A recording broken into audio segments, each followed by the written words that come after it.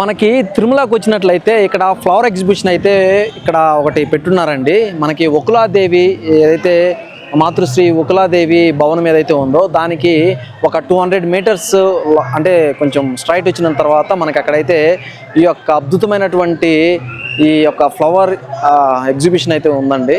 చాలా బాగుంది. ఇక్కడ మీరు ఖచ్చితంగా ఈ యొక్క బ్రహ్మోత్సవాలకు వచ్చినట్లయితే ఖచ్చితంగా ఇది చూడాల్సిన ప్రదేశం అండి. నేను కూడా చాలా లేట్గా అయితే ఇక్కడికి తెలుసుకొని రావడం జరిగింది. చాలా అంటే చాలా బాగుంది. ఒకసారి అయితే మనం లోపలికి వెళ్ళేసి ఒకసారి చూసేసి వద్దామండి. మీరు చూడొచ్చు అంతా కూడా చాలా కలర్ఫుల్గా అయితే డిజైన్ చేశారు. మీకు ఈ యొక్క భూమి మీద ఎన్ని పూలు ఉన్నాయో అన్ని పూలు కూడా అన్ని వెరైటీస్ పూలు ఇక్కడైతే మనకి ఉన్నాయండి. అన్ని ఫ్లవర్స్ ఉన్నాయి. చూడడానికి అయితే చాలా అయితే అందంగా ఉంది.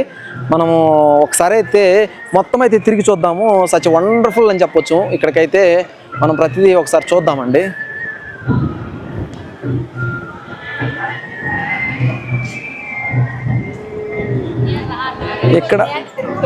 ఇక్కడైతే ఒకసారి లోపలికి వెళ్దాము. ఇక్కడ ఏదో కొంచెం డిఫరెంట్గా అయితే డిజైన్ చేశారండి.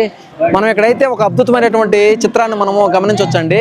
ఇక్కడ మనకి భీముడు తర్వాత బండినంతో బకాసురుడు దగ్గరికి వెళ్తున్నటువంటి చిత్రాన్ని అయితే చిత్రీకరించారు. చాలా అంటే చాలా బాగుందండి. మీరు చూడొచ్చు బకాసురుడు వెయిటింగ్ ఫర్ ఫుడ్ కోసం అయితే చూస్తున్నాడండి. ఇక్కడైతే మనోడు దీంట్లోనే తినేస్తున్నాడు. ఇక్కడ చూడండి, భీముడు అయితే మొత్తం తీసుకెళ్ళి ఆయన తింటూ వెళ్తున్నాడు. ఆ యొక్క చిత్రాన్ని అయితే ఇక్కడ అద్భుతంగా చిత్రీకరించారు. మనం చూడొచ్చు ఇక్కడ 2 దున్నపోతులు. తర్వాత ఇక్కడ ముందుకు వచ్చినట్లయితే బకాసురుడు వెయిటింగ్ ఫర్ ఫుడ్ అండి. మనమైతే ఇక్కడైతే వాటర్ పడుతున్నట్టు చాలా బాగా డిజైన్ చేశారు. అంతా కూడా ఒక న్యాచురల్ లుక్ అయితే ఇక్కడ కనబడుతుంది. మనమైతే ఒకసారి లోపలికైతే వెళ్దామండి. ఇక్కడ చూడండి లైన్గా పోట్స్ ఉన్నాయి. అవి నీళ్ళు పడుతున్నట్టు మనకి చాలా బాగా అయితే కనిపిస్తుంది. చూడొచ్చు అద్భుతంగా ఇక్కడైతే డిజైన్ చేశారండి. న్యాచురల్గా ఉన్నట్టే ఉంది. ఇక్కడ ఆర్టిఫిషియల్గా అయితే అసలు ఏమీ లేదు. మనం దూరం నుంచి వచ్చినట్లయితే ఒక అద్భుతమైన వ్యూ అయితే ఇక్కడ మనకి కనబడుతుంది. భీమసేనుడు అయితే ఇక్కడ మనం చూడొచ్చు. ఆయన దగ్గరకు చూద్దాము. భీమసేనుడు ఇక్కడ ఫుడ్ తింటున్నట్టు మనకి ఇక్కడ చాలా క్లియర్గా అయితే వాస్తవంగా ఉన్నట్టే ఉందండి చూడడానికి. భీమసేన అండ్ రాక్షసుడు వన్ ఫ్రేమ్లో చూద్దాము. ఇప్పుడు మనోడు ఏం చేస్తాడంటే ఇక్కడ మొత్తం తినేసి అక్కడికి వెళ్ళేసి రాక్షసుని వధించడం జరుగుతుంది. సో అది మనం మహాభారతంలో అయితే చూసాము. ఇప్పుడు మళ్ళీ మనము లోపలికైతే వెళ్దామండి. ఫస్ట్ మొదట మనకైతే ఇక్కడ వసుదేవ తనయ గోవింద, వడ్డీ కాసులవాడ గోవింద, అనాథ రక్షక గోవింద అని గోవిందనామాలు అయితే ఇక్కడ రాయడం జరిగింది. ఇక్కడ ఒక అద్భుతమైనటువంటిది ఏంటంటే తొండమాన్ చక్రవర్తి అహంకార భక్తితో సమర్పించినటువంటి బంగారు పూలను పక్కన పెట్టి నిర్మలమైన భక్తితో కుమ్మరి భీమన్న సమర్పించినటువంటి పూలతో పూజించిన పూలను తన పాదాల చెంత చేర్చినటువంటి స్వామి. అంటే అహంకార భక్తి కంటే ఆత్మశుద్ధితో పూజించే వారికే తమ విధేయులని నిరూపించినటువంటి స్వామివారు యొక్క చిత్రాన్ని అయితే ఇక్కడ అద్భుతంగా చిత్రీకరించండి. అదేనండి, ఎప్పుడు కూడా స్వామివారు ఏదో డబ్బున్నోళ్ళు మనం కోట్లు అవన్నీ తీసుకొని వచ్చి బంగార ఆభరణాలు ఇవన్నీ తీసుకొని వచ్చి మనకి స్వామివారికి సమర్పిస్తుంటారు. బట్ నిజానికి ఆ స్వామివారు చెప్పకనే చెప్పారండి, నేను ఎప్పుడూ కూడా ఈ యొక్క నిర్మలమైన భక్తితో ఎవరైతే ఉంటారో వాళ్ళని మాత్రమే నేను అనుగ్రహిస్తానని మనకి చెప్పకనే చెప్పాడు. అదే దానికి సంబంధించి ఇక్కడ అద్భుతంగా మనకి చిత్రీకరించారండి. చాలా అంటే చాలా బాగుంది. మీరు అక్కడ చూడొచ్చు బంగారు పూలను కూడా స్వామివారికి సమర్పిస్తున్నట్టు. కానీ అక్కడ మట్టితో చేసినటువంటి పూలను మనకైతే ఇక్కడ చిత్రీకరించడం మనం చూడొచ్చండి స్వామివారికి. అక్కడ ఈ యొక్క భీమన్న ఎవరైతే ఉందో కుమ్మరి భీమన్న మనకు చూపిస్తున్నట్టు కనబడుతుంది. చాలా అద్భుతంగా ఉందండి ఇది చూసిన తర్వాత మన లాంటి వాళ్ళకి ఎంతో ఆనందంగా అనిపిస్తుంది. ఎందుకంటే స్వామివారు మన ఎవరైతే నిర్మలమైన భక్తితో ఉండే వాళ్ళని ఇంత బాగా అనుగ్రహిస్తాడు, కరుణిస్తాడని మనకి చెప్పడం అయితే జరిగింది. మనకి మొదటగా లోపలికి వచ్చిన తర్వాత అండి మనకి మొట్టమొదటిగా కనబడేది మనకి ఇక్కడ చూడండి, ఒక ఫ్లవర్తో 2 గుర్రాలను తయారు చేసి ఉంటారు. ఆ గుర్రాలు తర్వాత ఇక్కడ మనకి గుర్రాలకు మధ్యలో మనకి ఇక్కడ శ్రీకృష్ణ పరమాత్ముని యొక్క మదర్ గారు ఇక్కడైతే మనకు కనబడుతున్నారు, చూడొచ్చు. చాలా బాగుంది. ఇక్కడకు చూసినట్లయితే ఇక్కడ అన్నీ కూడా ఫ్లవర్స్తో కూడినటువంటి అద్భుతంగా మనకి ప్రతి ఒక్క ఫ్లవర్స్ని మనకి ఇక్కడ డెకరేట్ చేశారండి. అది చూడడానికి అద్భుతంగా కనిపిస్తుంది. అసలు నిజంగా ఇది చాలా చూడదగ్గ ప్రదేశం అని చెప్పొచ్చు. అంతా కూడా నేను ఒక్కొక్కటిగా లోపలికి వెళ్ళి అయితే చూపిస్తానండి, దగ్గరికి వెళ్ళి. ఇవన్నీ కూడా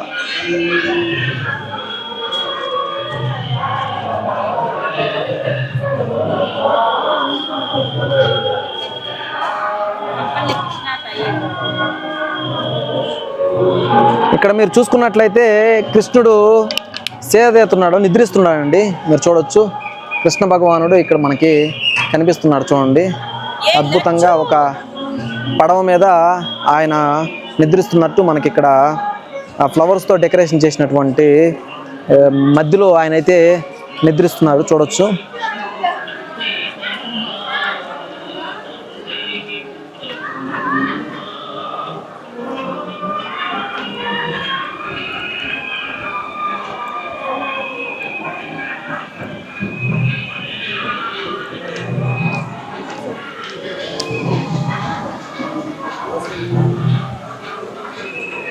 ఇవన్నీ కూడా ఫ్లవర్స్ మీరు చూడొచ్చు.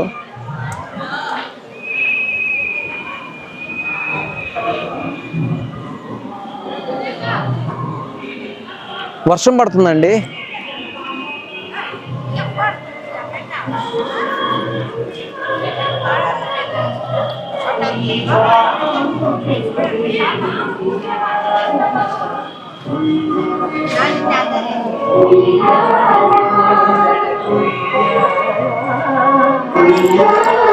ఇక్కడ చూసుకున్నట్లయితే స్వామివారిని గరుత్మంతుల్ని పక్కపక్కన మనం చూడొచ్చండి. చాలా అంటే చాలా బాగా కనిపిస్తున్నారు, చూడండి. అంటే మనం శ్రీ మహావిష్ణువు ఇక్కడ మనకి సేదీరుతున్నట్టు మనకి ఇక్కడ కనిపిస్తుంది. ఫ్లవర్స్ యొక్క డెకరేషన్లో మనకి ఏనుగు ఉంది. మనకి ఏనుగు పక్కనే మనకి ఇక్కడ పెద్ద పులి ఉంది, చూడండి, టైగర్. ఇక్కడ ముందుకు వచ్చినట్లయితే అలానే ఇక్కడ రామయ్య. ఇక్కడ ఒక యుద్ధ సన్నివేశం అయితే జరుగుతుంది. మీరు ఈ యొక్క సన్నివేశం చూసే మీరు అక్కడ ఇది ఏ సన్నివేశం అని మీరు గుర్తుపట్టగలరు. ఎందుకంటే యావతి రాజును కాపాడుటకు అభయం ఇచ్చినటువంటి ఆంజనాదేవి, హనుమంతం తల్లి మాట కోసం తనని ఆరాధించే శ్రీరామచంద్రుడితో యుద్ధానికి సిద్ధపడినటువంటి మన హనుమంతుడు స్వామివారి యొక్క ఆశీస్సులతో యుద్ధానికి అయితే వెళ్తాడు. ఇది మనకి తెలిసిన విషయమేనండి. మీరు చూడవచ్చు యుద్ధ సన్నివేశాన్ని ఇక్కడైతే చిత్రీకరించారు.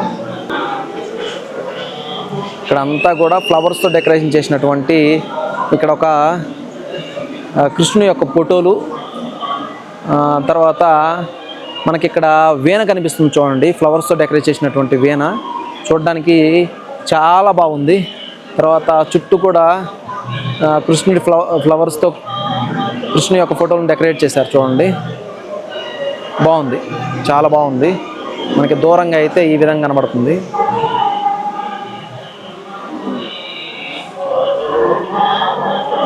మనము ఇంకొంచెం ముందుకు పోయినట్లయితే ఇక్కడ శ్రీకృష్ణుడు వాళ్ళ యొక్క అమ్మగారితో ఇక్కడ మనకి స్నానాలు చేస్తున్నట్టు మనకి ఇక్కడ చిత్రీకరించారు.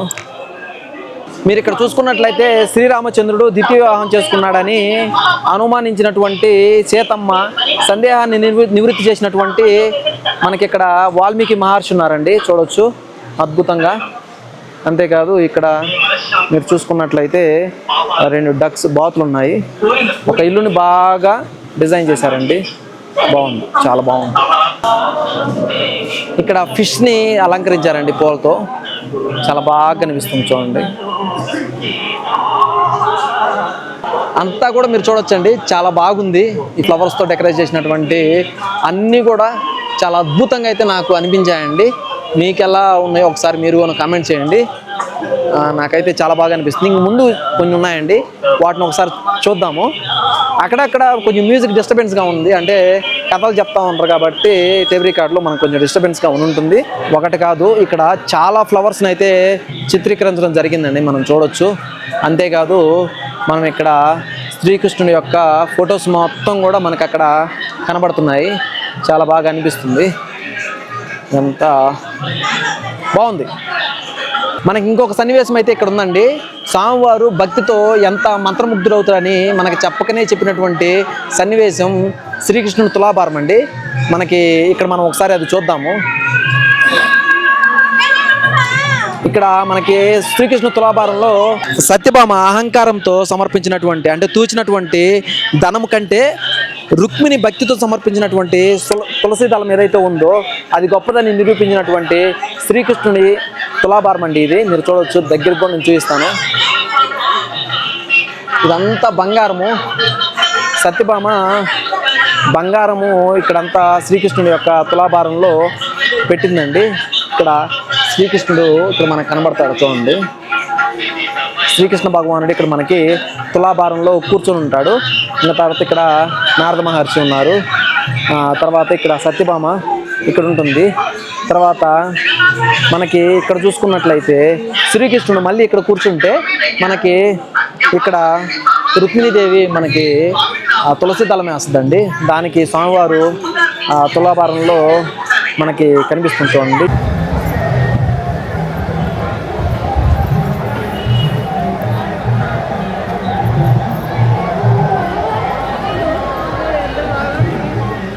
మనకి ఇక్కడ ద్రౌపది స్వయంవరం అయితే జరుగుతుందండి, మీరు చూడొచ్చు. దానికి సంబంధించి సన్నివేశం ఇక్కడైతే చాలా బాగా చిత్రీకరించారు. ఒకసారి ముందుకెళ్ళైతే చూద్దామండి.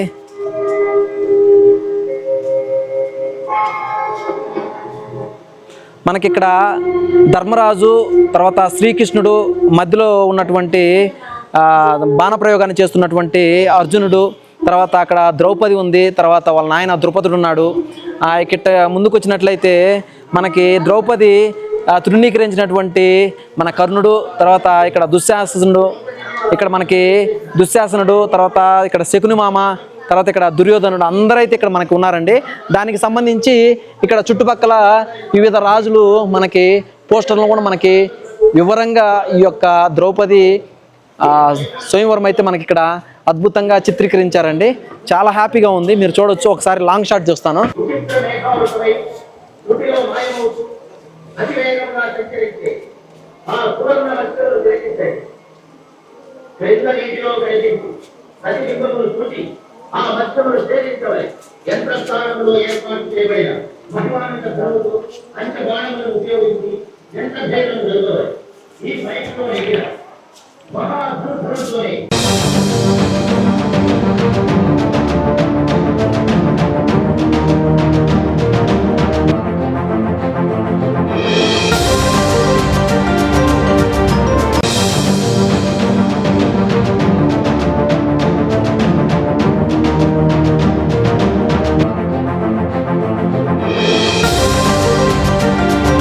ఇక్కడ కర్ణుడి యొక్క సన్నివేశం అయితే ఇక్కడ మనకు కనబడుతుంది, చూడండి. కర్ణుడి యొక్క బండి రథచక్రం ఏదైతే ఉందో భూమిలో కూరుకుమ్మినప్పుడు ఆగమని మనకి అర్జునుడిని కోరినప్పుడు ఆయన ఆగకుండా బాణం వేసేసి చంపేస్తాడు. ఆ యొక్క సన్నివేశాన్ని ఇక్కడ చిత్రీకరించారండి, చూడండి. మనకి అర్జునుడు, తర్వాత కృష్ణుడు వద్దు, ఖచ్చితంగా చంపేయాల్సిందే, అధర్మానికి ఉడిగెట్టినాడు అని చెప్పేసి ఈ విధంగా చంపేసే సన్నివేశం చాలా బాగుందండి. మనకి కళ్ళకు గట్టినట్టే ఇక్కడ మనకి చూపించారు. ఇక్కడ మనకి కనిపిస్తున్న సన్నివేశం ఏంటంటే అండి, మహాభారతంలో శశిరేఖ పరిణయం, ఎక్కడైతే శశిరేఖ అభిమన్యుల పరిణయ ఉత్సవంలో భోజనము తిలకిస్తున్నటువంటి రాక్షసుడు అండి ఇతను. ఘటోత్కచుడు అంటారు కదా, మనకి భీముడి యొక్క కొడుకు ఘటోత్కచుడు ఇక్కడ మనకు కనబడుతున్నాడండి. అంటే భీముడు వాళ్ళందరూ కూడా ఆహార ప్రియులు కదా, దానికి సంబంధించి ఈ చిత్రాన్ని ఇక్కడైతే మనకి వివరంగా చిత్రీకరించడం జరిగింది. ఫైనల్గా అయితే ఈ యొక్క ఫ్లవర్ ఎగ్జిబిషన్ అయితే కంప్లీట్ అయిపోయిందండి. చాలా బాగుంది, మీరైతే ఎంజాయ్ చేసినారని నేను అనుకుంటున్నానండి. మీరు చూడవచ్చు, అద్భుతంగా మనకి ఇక్కడైతే మన స్వామివారు సమక్షాన ఈ యొక్క వీడియో ఎండ్ చేస్తున్నాను. మీకు ఈ వీడియో నచ్చినట్లయితే please like, share and subscribe అండి. Thank you for watching. మళ్ళీ ఇంకొక ఇంట్రెస్టింగ్ వీడియోతో మళ్ళీ మనం కలుద్దాం. అంతవరకు బాయ్ బాయ్.